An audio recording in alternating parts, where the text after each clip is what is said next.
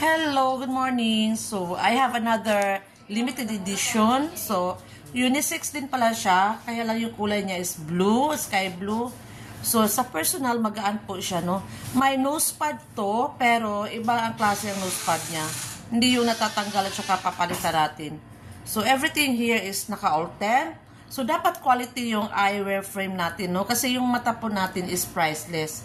The lens is coated with anti-blue rays, anti-UV rays. Hello, good morning. So, flex ko lang yung isa sa limited edition ng IOSpec Medical Eyewear. So, ang kulay nito, di ba, you can see mint green. Pero maganda po siya sa personal. So, you can see the details or information about this product. So, ilalagay ko po siya para mababasa nyo po. Di ba ang ganda? Hello, good morning. Ito po yung mga sinusuot ko, minumodel na limited edition. At saka meron din po yung mga designer model or natawag natin standard, no? So, here we go. Ito yung limited edition na kulay blue ang temple. And then, yung isa is green mint, no?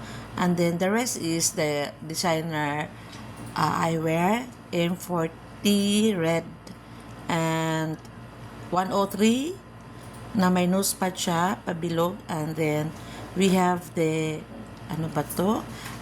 M657 rather, bendable yung temple, and then we have the M101, ayan po, and then we have the what else,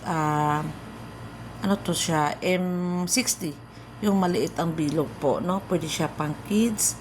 And we get the 101 red temple, and then we have the crossover, no, 101 pa rin pala, then crossover blue temple, fiber po yung temple niya, and then we have the M59, no? Ayan po siya, maganda po, lahat yan on hand sa akin. So, pwede po kayo mag-PM para makatry din sa product na IOSpec, the first and only medical eyewear in the world, no?